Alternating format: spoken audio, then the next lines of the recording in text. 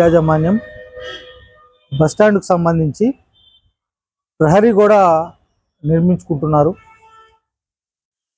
అయితే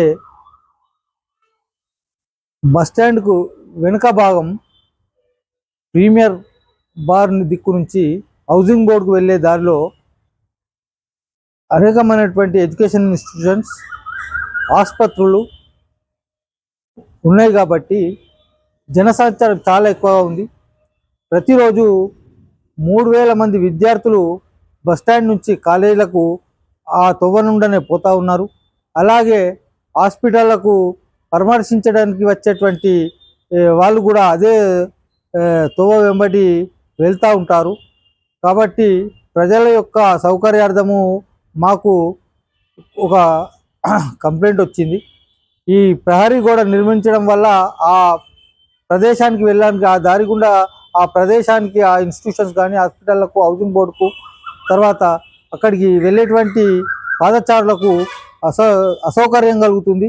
చాలా వెళ్ళే దారి పొడవు పెరుగుతుంది, తిరిగి రావాల్సి వస్తుంది.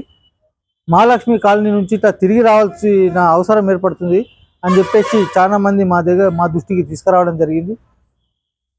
అయితే ఈరోజు మేము కాంగ్రెస్ పార్టీ తరఫున, పట్టణ కాంగ్రెస్ పార్టీ తరఫున ఈరోజు ఆర్యం గారికి, డిపో మేనేజర్ గారికి ఒక వినతి పత్రం ఇచ్చి రిక్వెస్ట్ చేయడం జరిగింది.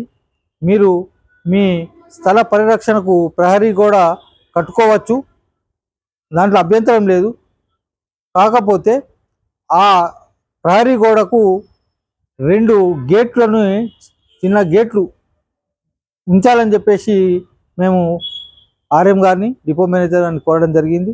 వాళ్ళు సానుకూలంగా స్పందించి మా విన్నపాన్ని ప్రజలకు అసౌకర్యం కలగకుండా 2 గేట్లు నిర్మించడానికి అంగీకరించడం జరిగింది.